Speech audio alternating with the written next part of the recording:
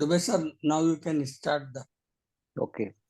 So I'll share a video which is basically a conversation between Krishji and Dr. David Bohm, along with his wife, Dr. Saral Bohm. So we'll see that video. It's about half an hour, and then we can have a dialogue around that video. So just give me a few seconds. I'll share the screen.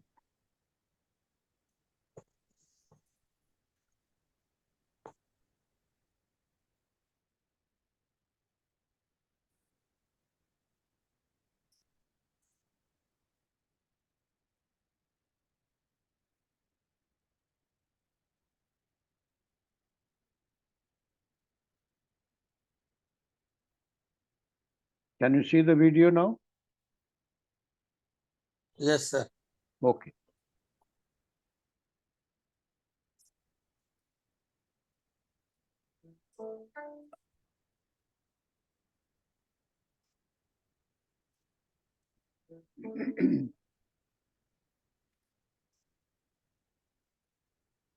One can see within, one can observe one's own activity of the brain, that it is really like a computer that's been programmed and remembers. And it is conditioned. Yes. Conditioned by past generations, by the society, by the newspapers, by the magazines, by all the activities and pressures from the outside. But the conditioning which determines the self, which determines the psyche. The psyche, or you call it the psyche. Let's call it for the moment the psyche. The self. The self, the psyche. That conditioning is what you're talking about. That may not only be unnecessary, but harmful. Yes, that's what we were discussing too. Yes. That the emphasis on the psyche, as we are doing now, and giving importance to the self, is creating great damage in the world. But the conditioning of the brain, as I see it, is involving with an illusion, which we call the self. That's right. That's right. Which can that conditioning be dissipated? Yes. That's the whole question. Yes, and it really has to be dissipated in some physical and chemical and neurophysiological sense, right? Yes. But thought in the brain, it seems to me, is running on its own, from its own program, right? Yes, and it's like a computer that's running on its own program. Yes. Now, essentially, what you're asking is that the brain that should really be responding to the mind. That it can only respond if it is free from the limited, from the thought which is limited. Now then, and we say mind, not only in reality, even brain is not divided, because we're saying that we're all not only basically similar, but really connected, right? And then we say beyond all that is mind, which has no division at all. It is unconditioned. Yes, it would almost seem to imply then that insofar as a person feels he is a separate being, he has very little contact with mind, right? Absolutely, quite right. That you say has no mind. That's why it's very important to understand, not the mind, but my conditioning. Then whether that my conditioning, the human conditioning, can ever be dissolved. That's the real issue. We don't really understand the nature of our thought process. We're not aware of how it works, and disrupting not only our society and our individual lives, but also the way that the brain and nervous system operate. That's unhealthy, or perhaps even subtly damaging the system. And now, Krishnamurti recognizes that thought, rational, orderly, factual thought, such as proper doing science, is necessary and valuable, but the kind of thought that he has in mind is self-centered thought. That is, now, at first sight, one might wonder why self-centered thought is so bad. If the self were really there, then perhaps it would be correct to center it on the self, because the self would be so important. But if the self is a kind of illusion, at least the self as we know it, then to center our thought on something illusory, which is assumed to have supreme importance, is going to disrupt the whole process. And it will not only make thought about yourself wrong, it will make thought about everything wrong, so that thought becomes a dangerous and destructive instrument. If you just think of the word self, its basic meaning is the quintessence, the essence of all essences. And that would, of course, have supreme value. Now, if we assume there is a self and we feel that this stirs up the whole mind and brain inside, so it feels just from that assumption that something is going on inside, which corresponds to this assumed self and gives it an apparent reality. Now, once it has been assumed that this self is real and not merely an image, it's attributed reality, then everything becomes, it takes first priority and everything else comes second. So everything is distorted. It's because this image of the self, the concept of the self is assumed to be so all important. The brain starts to develop a defense mechanism to defend this image against what we call, quote, apparently to defend the image against perception of its falseness or illusory character. You can see this very easily that if somebody says you are an idiot, there's an immediate response to say, I'm not an idiot. That it's painful to have an image of yourself as an idiot. Therefore, you'll say you're wrong, and you may start adopting all sorts of false explanations to show that you are okay and the other person is the idiot. But this is only a minor point compared with the tremendous energy that comes in when the very existence of this image is apparently threatened by some evidence that it's only an image, it's only an illusion. Then the entire brain starts to be disrupted, the brain and nervous system, and as a result, a defense mechanism comes in just to block it or to wipe it out or to turn attention somewhere else. Now, this defense mechanism, part of the defense is to make us unconscious of it. You see, part of the major form of defense is simply concealment of what's going on, because if we could see it, it would be obvious it's an illusion. It's like seeing through the trick of the magician. So also all the ways I've described, such as forgetting and zapping your mind or jumping to something else, are modes of concealment. You may also conceal by just denying that it's so and asserting something else. And therefore, we are not conscious we're not conscious certainly of the defense mechanism, because this process of concealment itself has to be concealed in order to make it effective. And therefore, the defense, the major part of the defense consists in making the whole process unconscious. Our brain is limited, conditioned to past experience knowledge, conditioned. But to discover the quality of the brain, which is not conditioned, and therefore infinite capacity,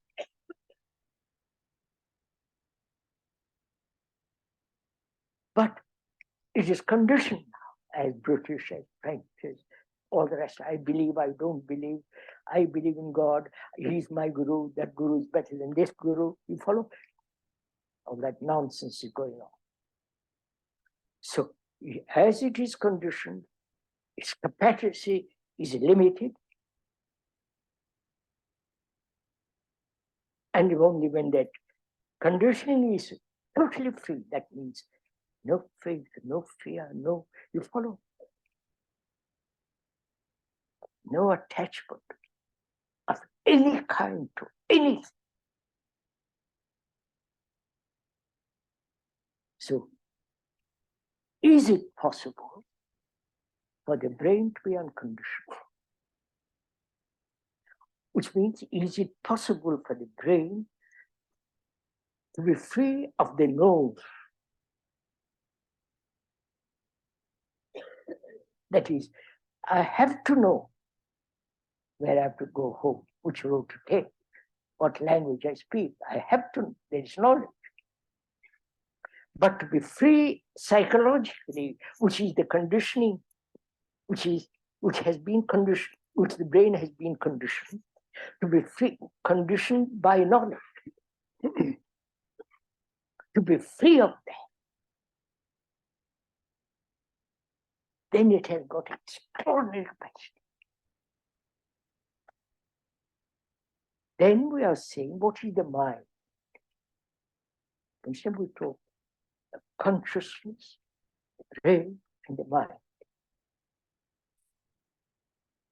When the brain is completely free of that psychological knowledge, then the brain is the mind, because mind is infinite.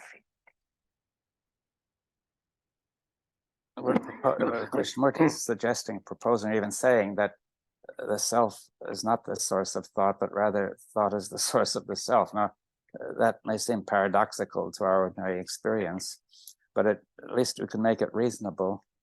You see, if we're saying that the assumption of the self creates inside a kind of image of the self corresponding to that assumption with great power, and that image is attributed reality, and you get a feeling that it's real. Therefore, you form the assumption that there is the self who is the thinker, the source of thought, and there is that which he is thinking about, and besides that, there's the thought which is produced by the thinker, which refers to what he is thinking about. Now, therefore, the things which really are solidly existent in that view are the thinker and what he is thinking about. Thought is a very ethereal, almost non-existent thing. But what is being suggested instead is that the thought process is real. It's going on in the brain and nervous system. And this thought process contains in it the assumption of a thinker who produces thought. So it's as it were producing a television program of a thinker producing thought, and the mind is watching that program so intently that it takes that to be the reality. And then, therefore, thought now says, I am very modest, I am serving the thinker, but in fact it's serving itself, because it is always, it produces this thinker and then does what this thinker wants. Dave was very careful to see if he couldn't get him to be more specific in the way he used language, because sometimes he was very poetic about his use of language, which would be good in some respects. But if he wanted to convey a specific idea, it was important to get it clear that people would understand. A poetic idea, a poetic expression can mean one thing to one person. It can mean something quite different to another person. And that would be all right if he wanted to convey the feeling. But if he was wanting also to convey a specific idea, which he did want to, he felt very strongly about that, it was important to get it clear. And so Dave would stop him very often, which I think didn't please some people, but I think Krishnaji appreciated that he did get him to be more careful about the way he used words. There's the demand for security. We're not advocating insecurity. Just listen to the whole story of it. We want security, both physically, which is natural. So is there a security which is not of time, you say, which is not of hope? You follow? Is there a security which is not put together by desire?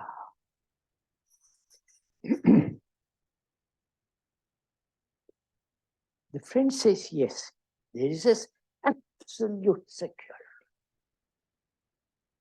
irrevocable security. You following this?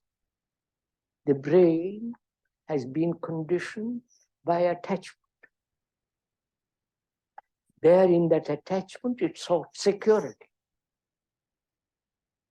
My wife, my job, to an ideal, to some God. So, discovering that there is no security in any of that, what has happened to the brain? Please follow, watch this carefully.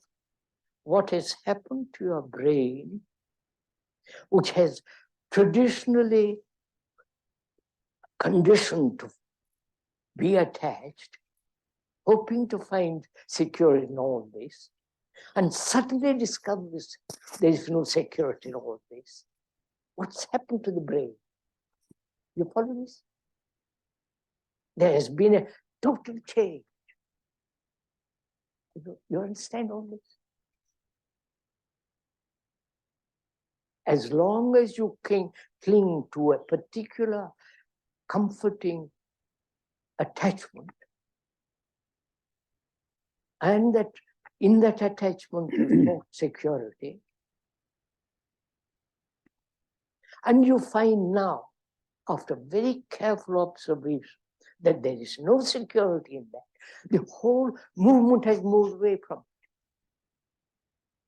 So your brain is unconditioned.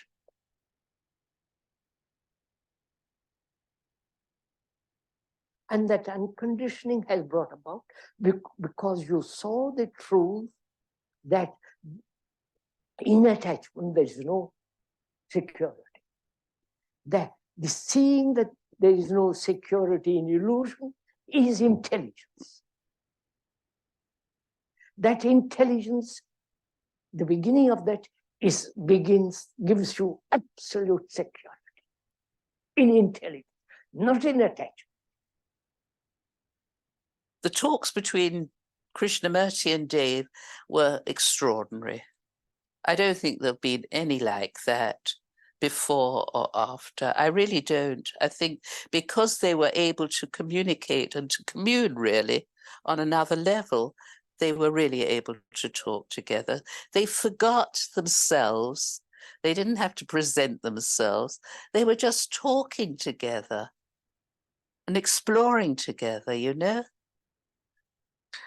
Before the ending of time, Dave said to me that Krishnaji has something he wants to say. He has something that he wants to bring out, and I must help him. I don't think anybody has known about this. He said, I must help him. I know that I can help him to bring it out, and he needs to say it. So I said, all right, if you want to do it, fine. And they were extraordinary. They were extraordinary talk. When I first met Krishnamurti's work in First and Last Freedom, and one of the things that most intrigued me was his statement, the observer and the observed are one. And this reminded me of my work in quantum theory, where the observing instrument, what is observed, cannot be separated. Now, later I could see that that meant really the same as the thinker and the thought are one. And but what also intrigued, seemed important to me was that Krishnamurti was looking at things in a rational, factual, or orderly way, just as in science. And it seemed to me that that was very crucial to apply this orderly way to the psychological question. And in fact, he was looking at thought itself in this way and looking at the self in this way. It seemed I had not ever seen this done before. And I thought it was crucial because up till now, I thought the self was the one thing you could never look at in such an orderly, rational, factual way. And that this was at the key to all our problems. And so that is really what, as a scientist, what attracted me to Kay. Now, one point is that he brought in the notion that of the religious mind, meaning by religion, I think the emphasis on wholeness. And he said the scientific mind can be part of the religious mind, the scientific approach. And I said that if you could do this, then you would have removed the principal objection to religion, which was that it tended to be very irrational and attached to all sorts of arbitrary preferences of the self, you know. Krishnamurti talked a great deal about conditioning, and he admitted that certain kinds of conditioning were necessary, such as learning to do things. But there's a kind of conditioning around the self which is extremely strong because it contains assumptions of absolute necessity. You see, the self is considered to be something supremely important, whatever it needs is regarded as absolutely necessary, which means that it cannot be otherwise, it cannot yield. And therefore it takes first priority and it pushes everything aside, including even the requirement that thoughts should be correct and true. And therefore it immediately starts self-deception going. That is why thought becomes dangerous, because if thought deceives itself, it is really very dangerous. I would say that thought in itself is not intelligent because it is restricted to being the response of past assumptions and dispositions that may no longer be relevant. And those assumptions and dispositions are not capable of questioning themselves because they're rather like a computer program. And something more is needed to become aware that the program is inadequate and to question it. Now, see, we could call that intelligence. Now, I don't think science has much to say about that today. Some people are talking about artificial intelligence, but that's something they hope for in the future. Now, I think Krishnamurti is suggesting that intelligence is of a different quality from thought. It does not even originate in the brain. It originates somehow in some very subtle reality, which we cannot locate in space or time, but it acts within the brain to do these one of its actions is to question the assumptions and dispositions that we are in thought. I think he meant that the action of intelligence really acts physically on the brain cells to remove remove the destructive conditioning. Now, let me remind you that this conditioning around the self is very powerful, and it leaves a real physical change in the brain. As Krishnamurti put it, this takes root in the brain, so that, for example, even though you may see that it's foolish and false, it still goes on. It has taken root, it just doesn't go. And the way we would understand that is to say some change in the brain cells has occurred, so it's not enough just to see it's false. And the ordinary thought process or thinking process cannot handle this because it's far too difficult. It can't get at the structure of the brain because it's controlled by that structure anyway. Now, Krishnamurti said that this action of creative intelligence can really touch the brain cell physically, and we could think of it removing the program, you see,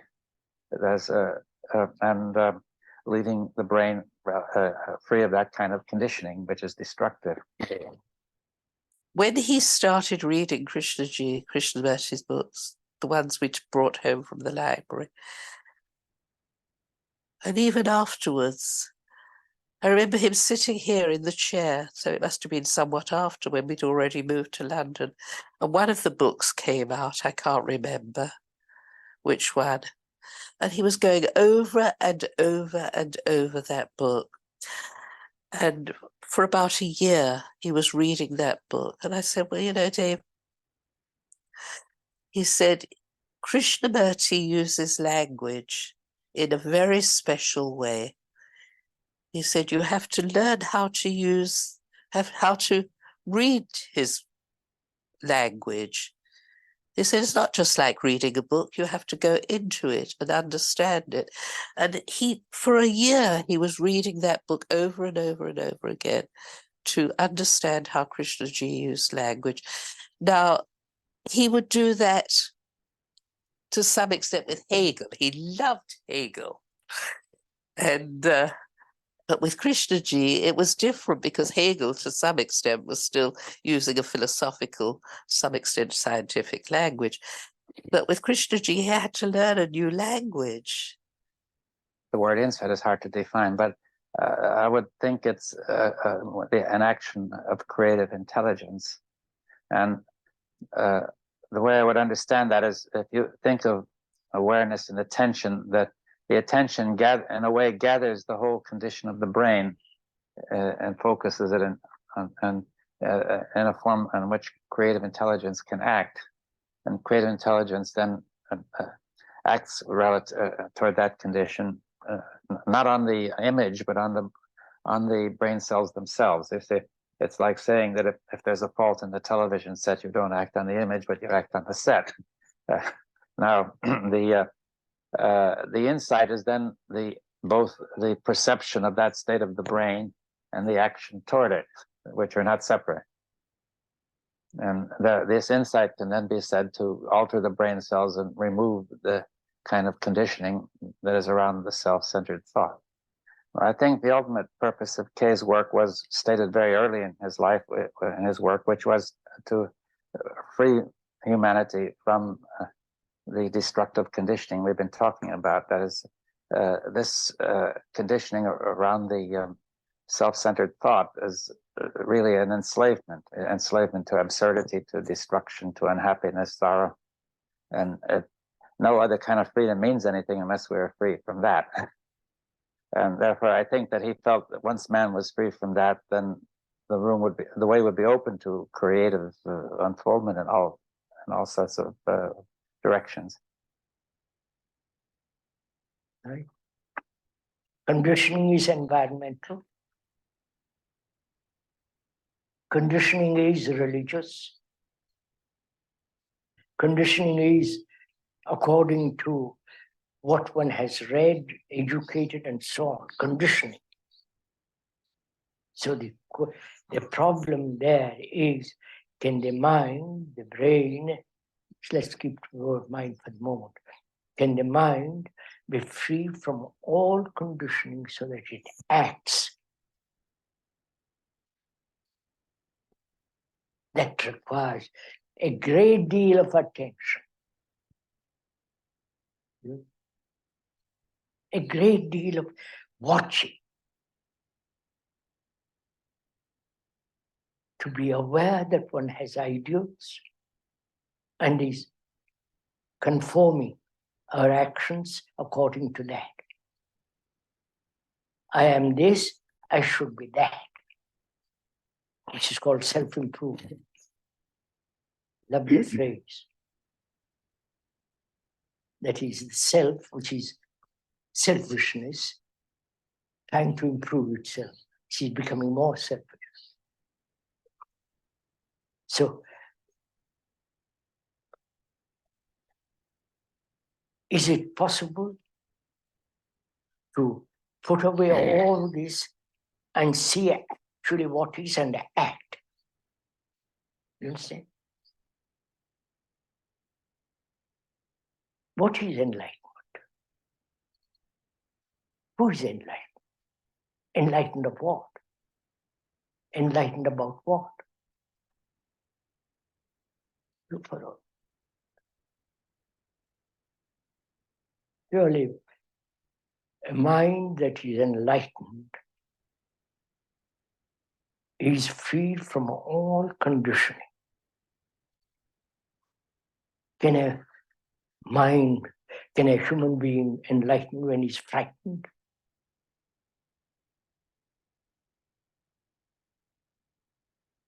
When he's seeking power, position, accumulating money in the name of enlightenment? Enlightenment is not of time. It's not a process.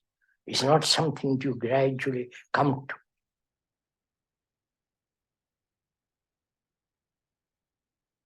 To be free from all condition, which also implies to be a light to oneself completely.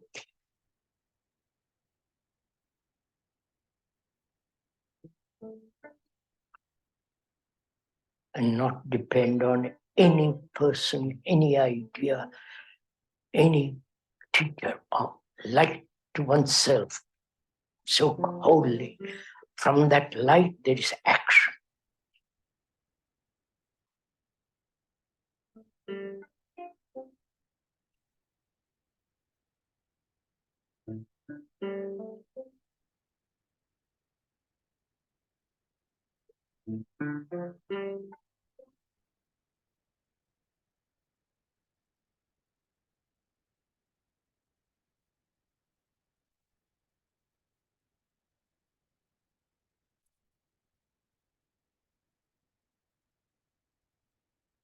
Yes, Harshad Bhai. Thank you, Dubey ji. Are you able to hear my voice? Yes, Okay. In this video, Krishnaji and David Bohm, they are discussing about brain and mind, but there is two meanings are given to the mind. One is the mind which is connected with the brain and the conditioning, and then there is a mind which is free from conditioning, and that mind you can say capital M mind, which is not a personal mind. And the question they are asking whether it is possible for the brain to be free from all the conditionings which we gather during our life and maybe even before birth.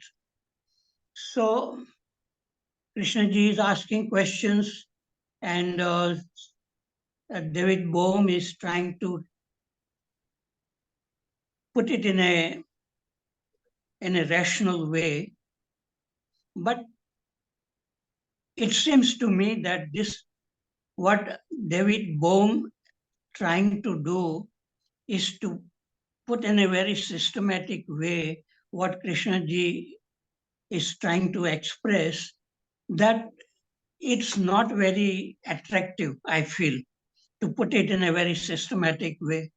Because in this field, like Krishnaji is speaking from the direct insight. And so he's not choosing the words, he's not using his mind, but David Bohm is using his mind and trying to explain. So they are not at the same level, I feel. And even before David Bohm came into with Krishnamurti, those commentaries on living the dialogues which Krishnaji had with ordinary people, they were really extraordinary. And sometimes in some small sentence, Krishnaji is saying something profound. So Krishnaji's language is more natural, though it may not be suitable for scholars and scientists. But people who are not scholars, scientists, people who are more intuitive, they will understand Krishnamurti much better very quickly without more explanations on what Krishnamurti is saying. So what is required, I think, in this whole field is to look at our own mind and how to look. Because if the mind is looking through the mind, that means through another thought, then it is an intellectual journey, and that doesn't solve the problem. So the mind has to stop. When a person is very, very attentively looking, and that looking is not through thinking, then everything becomes very clear. So one has to see non-verbally everything. Then what Krishnamurti says makes perfect sense. But if a person is trying to understand Krishnamurti through thinking, through logic, then it will create many questions, and then there will be a need to put Krishnamurti's teaching in a proper systematic way. And that is what I think David Bohm trying to do, but it doesn't interest me. I like Krishnamurti, whatever he says, you just listen and then forget Krishnamurti and look at your own mind. And in that, there is a direct insight. And that is what I like about Krishnamurti's approach, which is, it goes beyond the verbal dimension. And so people who are trying to understand Krishnamurti with logic, with language, will find it difficult.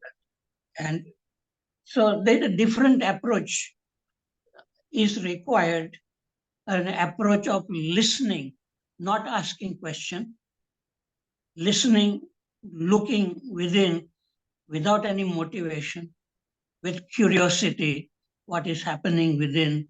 And that is a very quick way, I would say. But I think maybe very few people would be able to do that. And so when we go through the words and ideas, then it becomes very complicated, to me at least. Okay, I have finished. Thank you. Thank you. Yes, Mr. Dinesh Waghmare. Are you able to hear my voice, sir? Yes, sir. Yes, as Harshad sir said, with due respect to Harshad sir has also agreed that this is a subjective feeling, and he feels that it is difficult to understand Krishnamurti in a scientific way. But I am with David Bohm, and in after that also, after David Bohm also, so many years have passed, and now today's youth has been trained in a particular way, in a scientific way to think. So if this has been not been what I can say put in a scientific way, there will be no entry at all. Youth will not be interested in going it, because even the feeling, when it comes to feelings and other poetry and all that, their interest is very less. They are mainly interested in technical things. So whatever David Bohm was trying, that was fine, I think, and I am also of the opinion that it should be done as quickly as possible. Anyway, that I will also cover in my this thing. Today's conversation is on unconditioned self, and on this we had talked enough. But as usual, what are the highlights of today's conversation? According to my views, JK has I have only separated the things which are new or which are different or which are having which are thought provoking and has to be we should be discussing on that. Those things only I have covered. JK has separated the mind with the brain in this. This is very peculiar thing.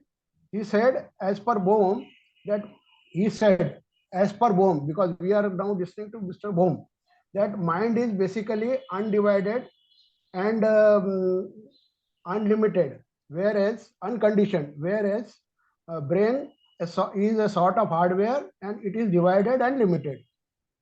So this differentiation first time we are seeing. Harshad sir has also explained that the mind, he has referred to minds, which one is limited, which is linked to the brain, and other is free, which is the what we can say timeless mind, or whatever you can say, which is a free mind. The main cause is self, which is elusive, and we think it is real. So it creates self-centered activity. Here Bohm means by self is image created which acts as self. Because of assumptions as self is real, it becomes priority. The self-centered activity becomes the priority and other things become secondary. A defense mechanism is start to safeguard the self, and the tremendous energy goes in maintaining the defensive mechanism. This we have earlier discussed, so I am not going into details. What is defense mechanism and what not. We are unaware of the defense mechanism because the whole process becomes unconscious. Conditioned brain, if it becomes free, then the brain is mind, which is unlimited and infinite.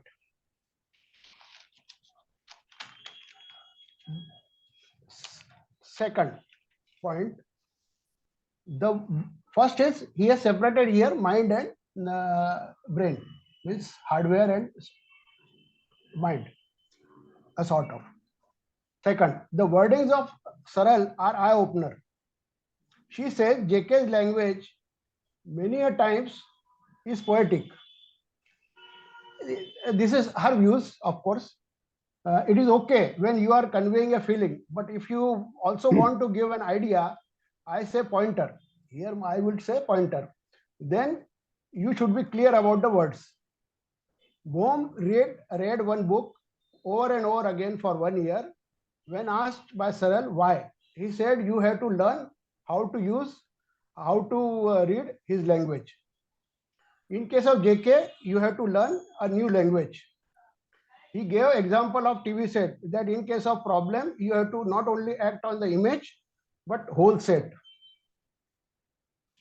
Here I would like to mention that Bohm was scientist and he faced this difficulty, which even youth of today can face because they are also trained to think in a scientific way. In last Thursday discussion, there was a comment that my working is more sort of academic. In prior to last session, there were comments that there is no point in working on going after word by word and try to understand the teachings. But in today's discussion, Bohm has confirmed that one has to learn by understanding language of JK. I say one should try to trap JK by going after word and try to find out what exactly his intentions are and what his exact meaning in that particular dialogue. Because he even changes meaning of the word with reference to the context and even use same word with different meaning same time in so many years of the time. Here we should see what can be the meaning of a word. First is dictionary meaning and origin of word, known as in Hindi or in tradition it is known as Shabdarth. This is the dictionary meaning. Second is the meaning is used in colloquial language, which is Vacharth. So a particular colloquial language, in particular colloquial language, the meaning may be different. The meaning of word or word itself is used in particular area or group. This is known as Lokarth. The secret meaning of word or the Lakshar. This is very important. What is the hidden meaning in that word, or what are the intentions of the speaker, and how he is speaking that word, or how his total quality, or how emotions, what he is presenting in those words. And fifth is personal meaning, like JK has given. In JK's teaching, the statements, grammar, etc. is not a problem, but what is the exact meaning? That is to be seen. This is very important. Last point, Bohm also said that in case of difficult conditionings, only intelligence can act not only on image, but brain cells itself. Brain cells, which in case of many conditioning, work in automatic fashion, and it is difficult to be free of them by simply seeing the absurdity of them. I have been from time to time saying that the only seeing may not work on all the conditionings. One has to have free energy by doing self-knowing, working on them to gain wisdom so that the intelligence can come into picture and help. Today even Bohm confirms that. So right now I want to submit this much only. Thank you. Thank you. Yes, Durga ji, please. Hello. Good evening, everybody. I hope I'm audible, sir. Yes, you are. Yes. Yeah, it's good to be seeing all of your faces after a long time, sir. But some domestic pressures and some shifting and all. Of late, it's been a while. Like I haven't attended these sessions, and we are not having any sessions on Sundays also, no, sir? Sundays we have since we have. I mean, we don't get people who can speak, and we wanted to bring somebody Yes, sir. who has not spoken very much. So we have decided that January onwards, we'll have just one Sunday. We'll have a speaker once in every month. So we are trying that to will be nice, sir. That will be nice. Yes, good. Rather than And, having that routine every Sunday and repeating people saying the same thing and all that. So we'll have one speaker in 1 month. That's the plan. Okay. If you know people who are interested in talking to us, please do suggest names. Otherwise, our catchment area is the trustees of the Krishnamurti Foundation and people who Yeah. I have known from last 20-25 years in different foundations. Yes, That is sir. the area we have been trying to get people. So Yes, if you sir. know somebody who is in academics, like university professors, there are many who like to talk about Krishnamurti and so on. So Yes, if you sir. know somebody, please suggest names. We'll formally invite them to come and speak to us. Yes, sir. Yeah, that's nice, sir. Yeah. Actually, people who are into Krishnaji's teaching for years together, when they communicate, when they share their views, or when they share their understanding, definitely there are a lot of small nuggets of wisdom we all can gather from that, because it's experience and years of staying with the teaching also matters a great deal. And I also have feeling that it's no point in just repeating the words. Mere words is of no value. And from this today's talk, a few things really stayed with me, sir. Like, first of all, what David Bohm was saying, Krishnaji went about discussing about the self and the conditioning, and mostly about the self. He said, I haven't heard anybody saying so rationally, so logically, so factually, and so he used one more word, that is orderly. These are the words used 3 times: orderly, factually, and rationally. So I think those are the 3 very important segments, sir. It's important words we need to keep in mind. Rationally, factually, we need to stick to the facts, and orderly way. Because whatever we are understanding and reading Krishnaji is not at all confined to the discussion level, not at all confined to the theoretical level, not at all confined to the textual level. Maybe that's not the intention of Krishnaji at all. Whatever understanding we have in our life, we need to implement it right away in our lives, in our day-to-day living. That is the litmus test for all of us. Otherwise, this is not a philosophical discourse. Of course, there is a deep spiritual philosophical discourse, but it's of no use unless and until we carry it into our own day-to-day lives. I feel more than anybody's philosophy, sir, it doesn't touch you as much as Krishnaji's teaching touches you.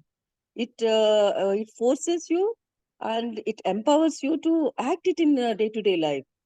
Like, if you read any of the philosophical discourses or ancient texts, there are a lot of wisdom in it. That wisdom we can apply in our day-to-day life also. But Krishnaji speaks about day-to-day living, the conditioning, the myriad ways how conditioned we are. And that's very important, sir.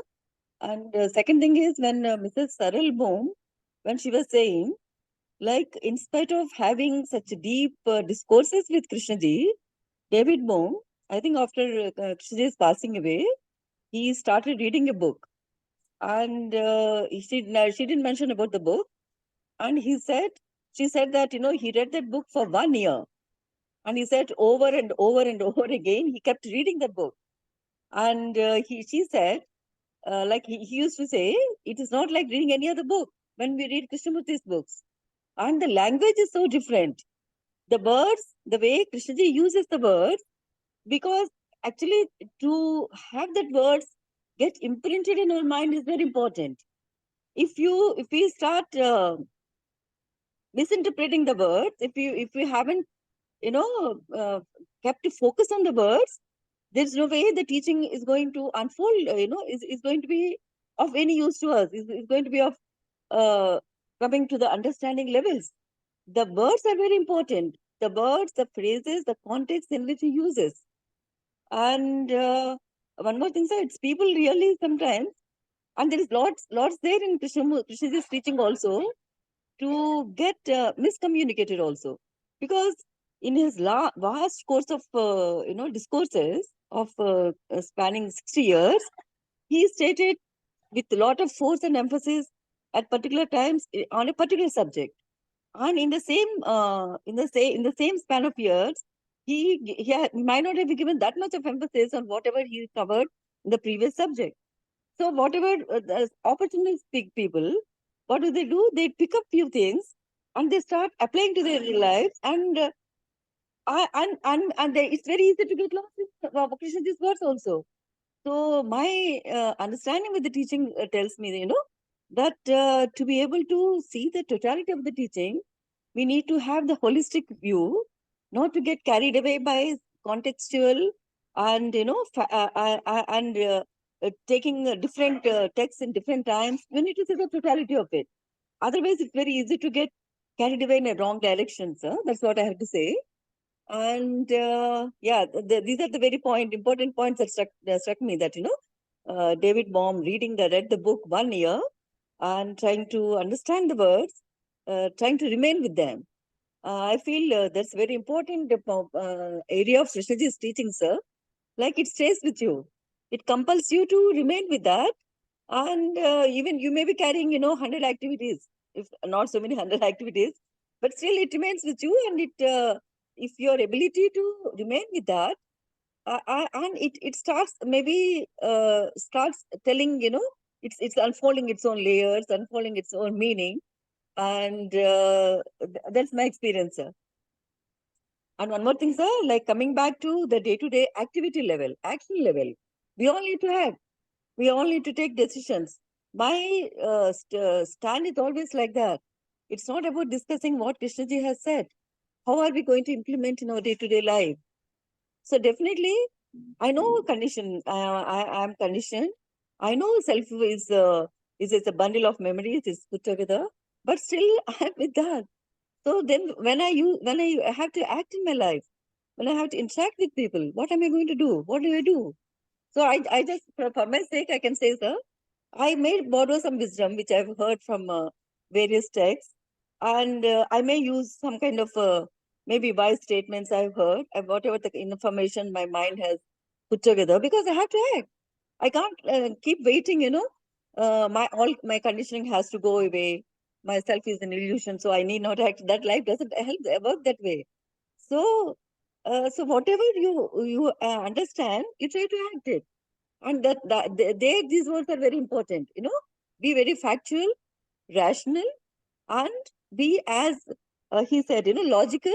Try to bring all those elements to our day-to-day living, and that's all great. We don't know. We are completely unconditioned, or we are completely selfless. We don't know that. But that's all we can do. That's all I have to say for the time being, sir. Thank you. Thank you, Durgaji. I think I entirely agree with Durgaji, but I want to mention here before I hear Dr. Pradeep Verma and Prasad sir that I have not heard Dr. David Bohm personally. I have read his books. I have heard him on the YouTube only. But I think he's one of those people who can scientifically explain what Krishnaji talks about at the intellectual level. And I have not seen anyone explaining what Krishnaji says in such simple words as Dr. David Bohm explains. So I must give credit to him for explaining things at a level which can be proved scientifically. And I also have great respect for Dr. Parekh's views, and I agree entirely that Krishnaji's words are so simple that it touches your core. You can easily understand, but the difficult part is to live those words, to bring it to your life, to your daily living, as Durgaji said. But we all know that Krishnaji in his later years wanted to have dialogues with intellectual people, scientists and people who have made a name in the scientific world, Nobel laureates and all that, and wanted to have a discussion and dialogues with them to explain what he means and how they explain it scientifically. So I think this was a welcome step. And Dinesh also mentioned that scientific explanation is necessary in modern times. So I think we should welcome Dr. David Bohm's views in that way. And but of course, there's no parallel to what Krishnaji talks about things, any issue, any human problem or emotions, because he is direct, he's simple, easy to understand. I just only wanted to add this one. We'll go to Dr. Pradeep Verma now. Yes, sir. Unmute.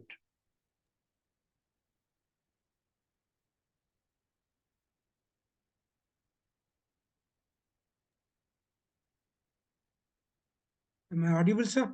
Yes. Thank you, friends. What I saw today and enjoyed Just a minute. Muting, unmuting.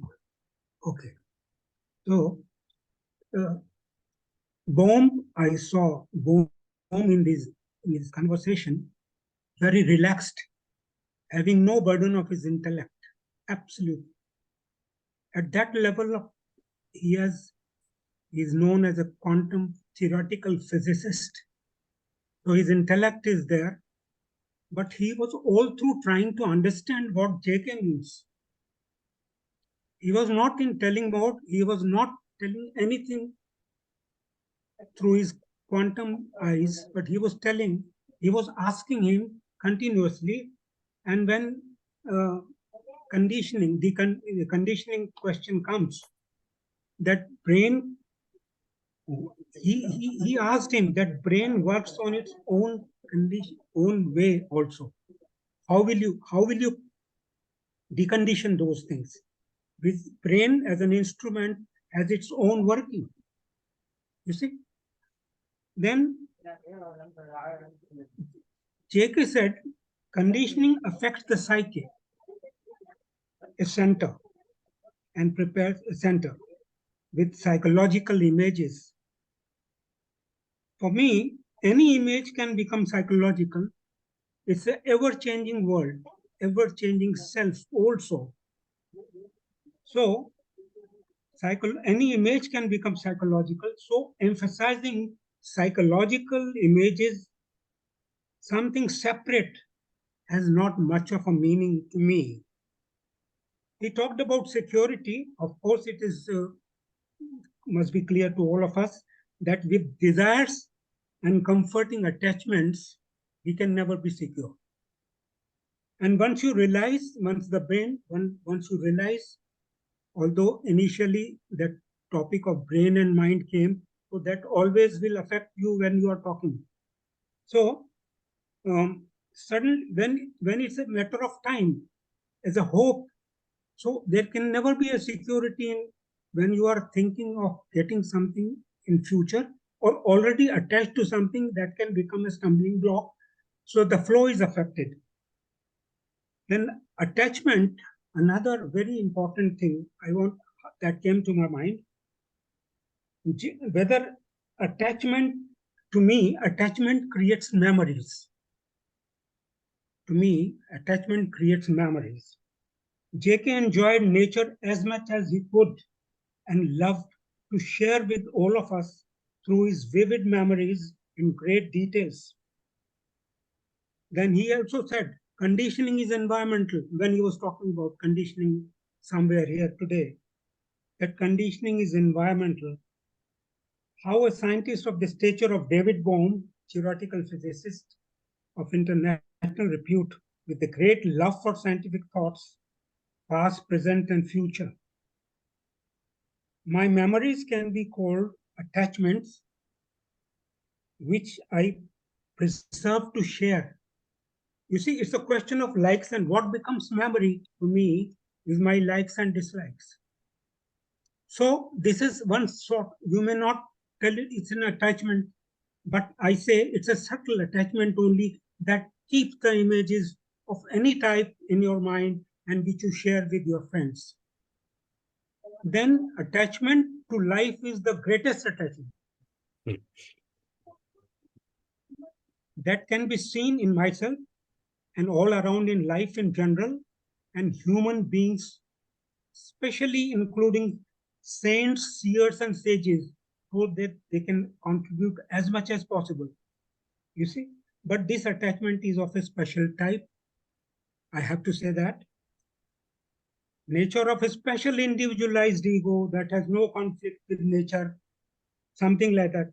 But JK is warning against an attachment that blocks the free flow. Now, he says very emphatically, he talks about absolutely free, completely free brain that becomes mind and which is infinite. All right. Now, how to decondition from century-old conditions that are either conscious or subconscious state. They are in that state, especially the subconscious that can appear as conscious. how to decondition, how this brain gets deconditioned with these different layers of consciousness in us. So Bohm was emphasizing, that's why Bohm was emphasizing the self-regulatory activity of the brain, how that will go. Then language issue, JK's language with its meaning he wants to share or communicate is not accessible to many. After reading his one book for one full year, as Saral mentioned, Bohm had to say this, that his language is specific, very specific, and one has to go deep in whether his language or him in himself to know the real import. What does he want to share? What is communing or communicating, either way? So intention versus expression. So his intention and his expressions. So that's why so many great attentive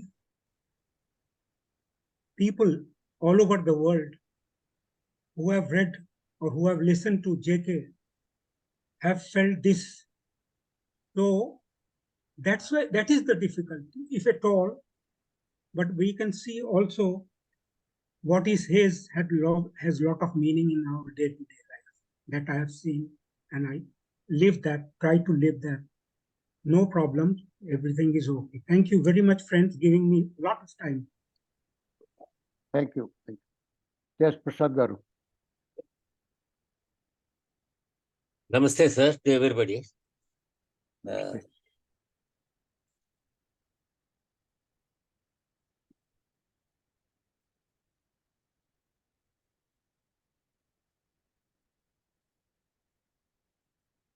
This is like all videos, this is also an important video.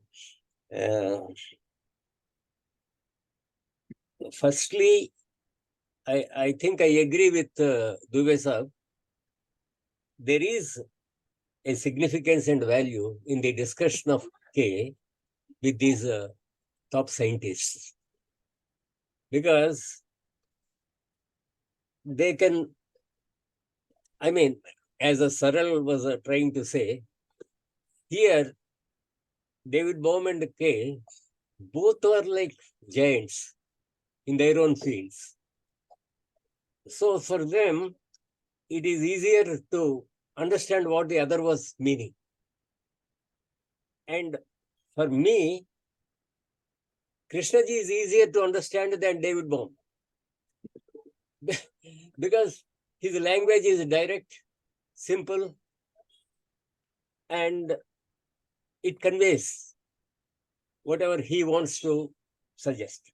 There is, of course, a slight difficulty in one aspect, that is, Krishnaji uses sometimes the same word in two different meanings in different contexts. For example, in this video, he has used the word mind in two different senses, which I think Harshadji has pointed out. One of the finest or greatest statements he made in this video is about the brain and the mind, the connection. The unconditioned brain is mind. This is what he said. My God, what a statement. That is, there is nothing separate from brain as actually. It is only the unconditioned brain. If it is freed of conditioning, it becomes mind. Brain is divided, limited, and it is full of prejudices and all those things. Whereas mind is free of all these things.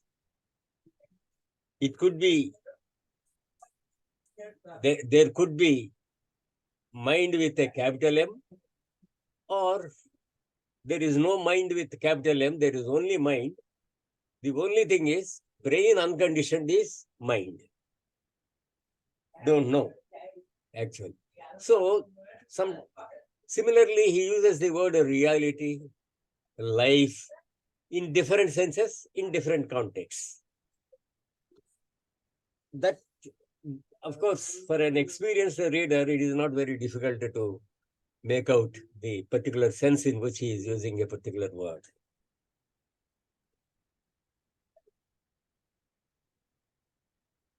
And then there is another second statement which he has made here. I think a person who thinks he is separate cannot touch the mind.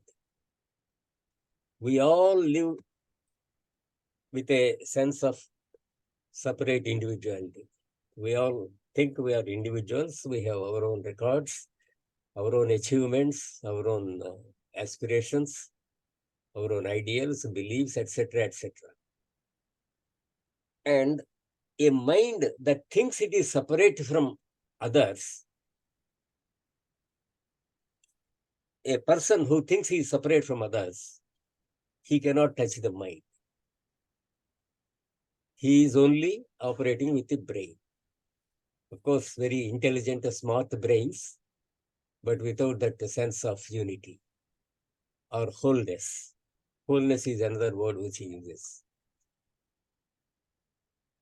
I think here also he used the word wholeness. The brain can, mind is whole, so brain can become part of it. And the brain is, how to dissipate the conditioning is the thing, is the question. And for that, I think there is no particular effort or particular mode in which you can proceed. It is only through understanding your own conditioning. So,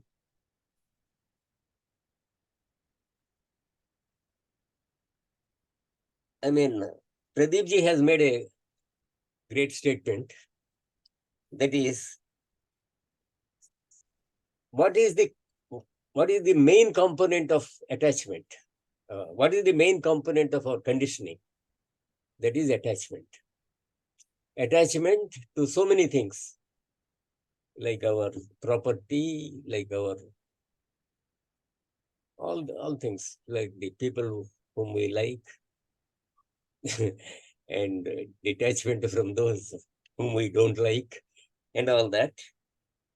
And what I liked about Mr. Pradeep's statement is attachment to life is the greatest attachment. All of us want to live long, we struggle. So, Krishnaji sometimes talks of becoming. You are always becoming something.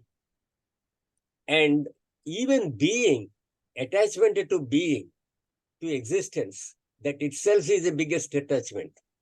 I think that is how I have understood Pradeepji's statement. Yes, that is true. We are all attached to our existence. And the significance of a discussion with David Bohm is sometimes they make David makes very great statements.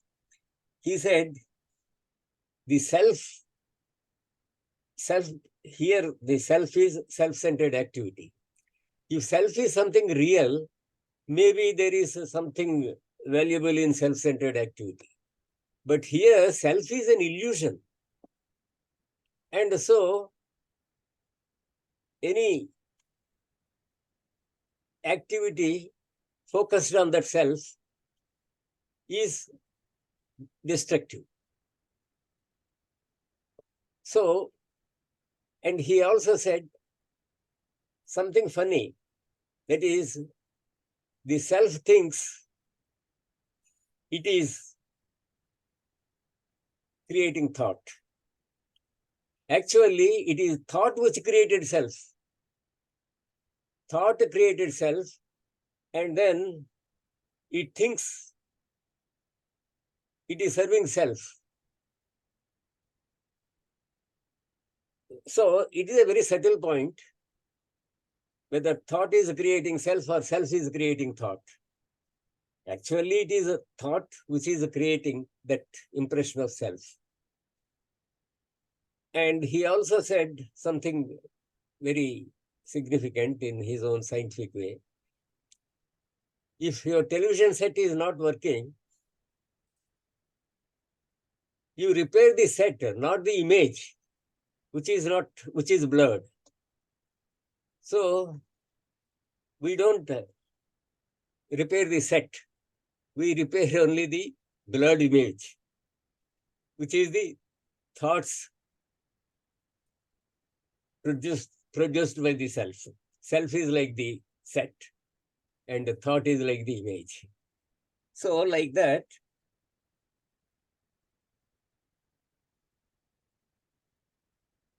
so ultimately what I feel is what Dubey Sahab said. There is a significance, a value in these discussions. There may be discussions with scientists and psychologists and doctors and all those people, because they are specialists. And David has made a good point. That is, Krishnaji approached even the concept of self in a logical way, in a logical, rational way. And so it has become easy for scientists also to respond to religion. Otherwise, religion is based only on suppositions, hypotheses, etc., which are remote, which are non-verifiable. You can say Atman is great and all that, but we have never seen any verification of Atman in us. We can experience the brain and imagine a brain that is unconditioned, which can be mind. But anyway, what I want to say is, Krishnaji is a logical person. He approached religion in a verifiable fashion. And so it has become easy for scientists like David Bohm to kind of respond to religion, to think of religion as something valuable. And then another point is what Saral has said. This David Bohm read one book for one whole year. A person who is so comfortable with English language, he also found it necessary to read one book for one whole year. I don't think that is because of the language. It is because of the content in the language. The content is so significant, you cannot grasp it immediately. Repeated readings only give you an insight into that thing. So, and the statement that the language is poetic, I don't think it is correct. Language is simple, direct, significant.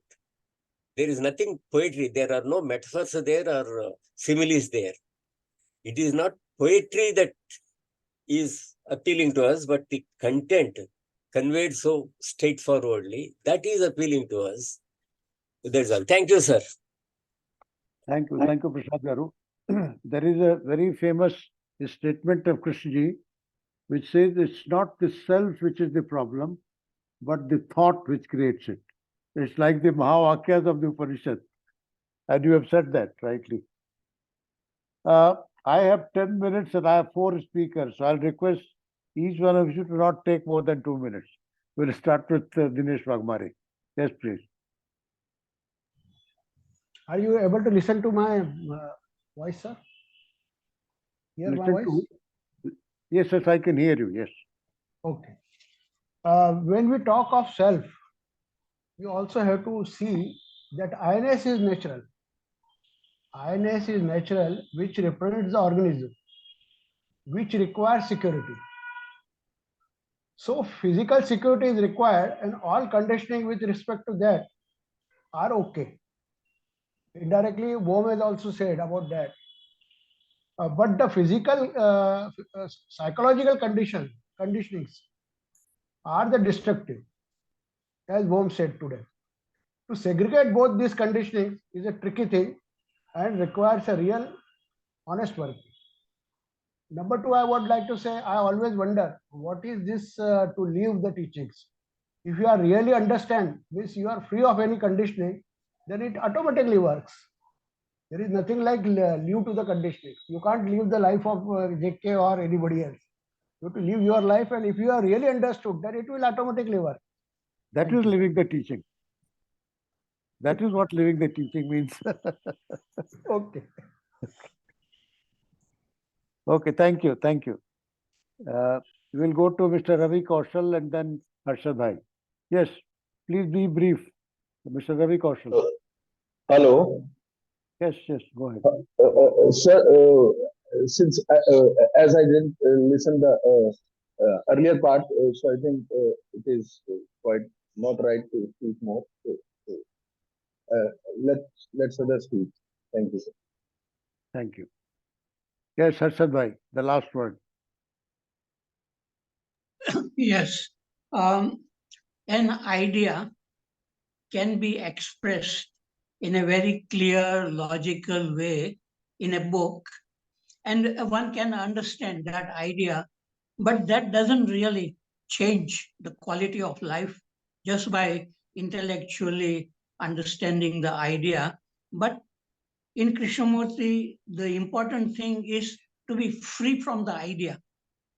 So if I say about myself, I never try to understand Krishnamurti and asking question, what does he mean by that? And then go into thinking about what he said. I had never done that. But while reading Krishnamurti, something unconsciously, something strikes.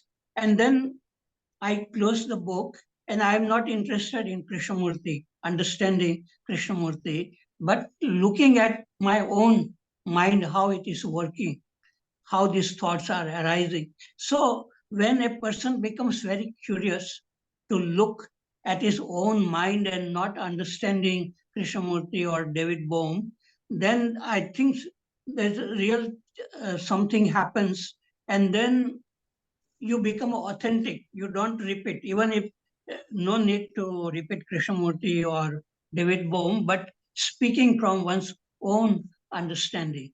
And that is what I think what Krishnamurti is pointing out. Don't quote, don't repeat. There is no authority. You have to look at your own self and come to real clarity and speak from such clarity. Okay, I finished. Thank you, Harshad Bhai. Yes, Mr. Gopal, please go ahead. Namaste ji. Namaste. First thing, when we are studying Krishnamurti, one thing one have to know, how to live peacefully and with love. It cannot be obtained by effort. We are putting efforts to spoil peace and love. That is psychological thought. We talk always psychological thought. Psychological thought means we are attached to beliefs, ideas, division, all these things we are attached. These are created by us only. Understanding that is called know yourself. Understanding this, if you want to live peacefully and love, you will not create psychological thoughts. But we are, due to fear and another thing is for the sake of security, we are thinking, we are always creating, we are not living past and present and future also, we are living in that. That is the problem. Once you understand, when there is a willingness to understand, first thing, if there is no willingness to live, to understand, then we live in it without peace only. I think so, sir. Understanding by this, we will not create psychological thoughts. That's all, sir. Namaste. Thank you, Gopalji. Thank you. Yes, Dinesh, you had something else to say. We have a few minutes. Harshad sir, what I would like to ask, we have to actually break the psychological conditioning, and the construct of it is mainly intellectual, because all walls are basically you see of knowledge, and that is that has got the main intellectual this thing content. So, and if the intellectual clarity is there, automatically the barrier or the or whatever the restrictions are or the limitations are, those will be broken, and then that will clear up the way. No. Let Harsha No, I answer. think, intellectual clarity sometimes may create even more confusion than having no understanding. Because understanding, and I also Krishnaji says there is no such thing as intellectual understanding. Either you understand or you don't understand. And understanding means not understanding some idea, but looking at oneself clearly, whatever is happening, without any control or resistance, and to be in touch with what is. That is understanding. So it's understanding your own self, to be in touch with it, so that there is no conflict between what is and what should be. Okay. I'll only add to what Dinesh said. Instead of intellectual understanding, you can say that being aware of my conditioning, where there is no evaluation, there is no measurement. The moment you become aware, which Krishna calls choiceless awareness, you will see the freedom start coming. I can tell you with my own experience, because that's the way it is. I think we can close it now. It's almost time. So thank you all, everybody. Thanks a lot. And maybe a few weeks after, next Thursday, we'll see you again. Thanks a lot. Good night. Thank you very much. Thank you. Product, please end it.